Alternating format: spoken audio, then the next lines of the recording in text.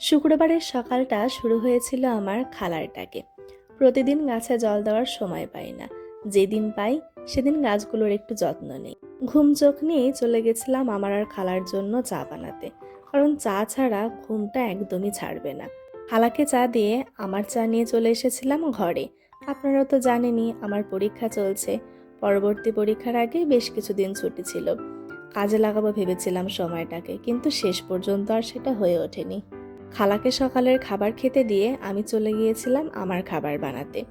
ওটসের খিচুড়ি আমি এই প্রথমবার বানালাম। যেহেতু প্রথমবার বানাচ্ছি তাই একটা রেসিপি ফিক্সড করেছিলাম, কিন্তু শেষমেশ নিজের মতো করে রেসিপি করে বানিয়ে ফেলেছিলাম। এখানে পেঁয়াজটা আমার একটু বেশিই পড়ে গিয়েছিল। নর্মাল খিচুড়ির যে মশলাগুলো ব্যবহার করা হয় সেগুলো দিয়েই ওটসের খিচুড়ি বানানো যাবে। চাইলে শীতকালীন সবজিও আপনারা ব্যবহার করতে পারেন, কিন্তু কেউ যদি ডায়েটের জন্য খিচুড়ি বানাতে চান তাহলে তেল মশলা কম ব্যবহার করাটাই ভালো।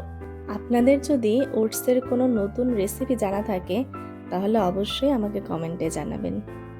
আমি এখানে শুধু এক ধরনের ডালই ব্যবহার করেছি। আপনারা চাইলে মিক্সড ডাল ব্যবহার করতে পারেন এবং সাথে বিভিন্ন ধরনের সবজি দিয়েও এই খিচুড়িটা আপনারা রান্না করতে পারেন।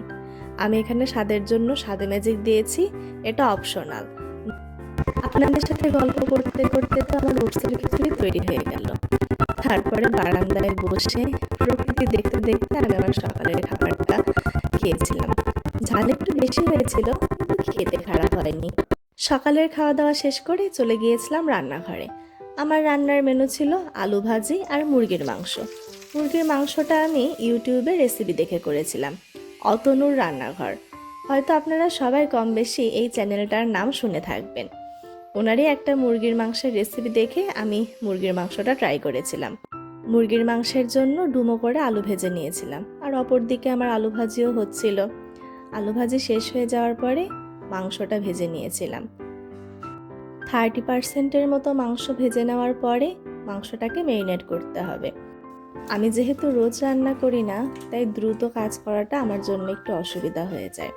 ধীরে ধীরে কাজ করতে হয়, আর সব কিছুর উপাদান পরিমাণ এগুলোও বুঝতে সমস্যা হয়।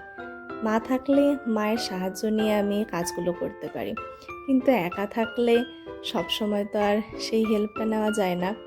মাংস ভেজে আমি একটা বড় বোলে তুলে রেখেছিলাম ম্যারিনেট করার জন্য। টক দই, শুকনো মরিচ, ধনের গুঁড়ো এবং গরম মশলা গুঁড়ো দিয়ে আমি মাংসটাকে ম্যারিনেট করে রেখেছিলাম। অন্যদিকে কড়াইতে পেঁয়াজ ভাজা হচ্ছিল। এর মধ্যে একে একে আদা বাটা, রসুন বাটা, জিরা বাটা দিয়ে নিয়েছিলাম। জিরা বাটাটা রেসিপিতে ছিল না, আমি অ্যাড করেছি। তারপরে টমেটো বাটাও দিয়ে নিয়েছিলাম। এরপরে হলুদ গুঁড়ো আর লবণও দিয়ে নিয়েছিলাম। তারপরে ভালো করে মশলা কষিয়ে কাঁচামরিচ আর আলুটা দিয়ে নিয়েছিলাম। তারপরে মশলা থেকে তেল ছেড়ে দিলে ম্যারিনেট করা চিকেনটা ওর মধ্যে অ্যাড করে দিয়েছিলাম। তারপরে ভালো করে মাংসটা কষিয়ে পরিমাণ মতো জল দিয়ে ঢাকা দিয়ে দিয়েছিলাম। আমার মাংস রান্না তো শেষ। আপনারা জানাবেন রেসিপিটা আপনাদের কাছে কেমন লাগলো। আমার কিছু কাজ ছিল, তাই হাতের কাজ গুছিয়ে রেখে রেডি হয়ে চলে গিয়েছিলাম বাহিরে।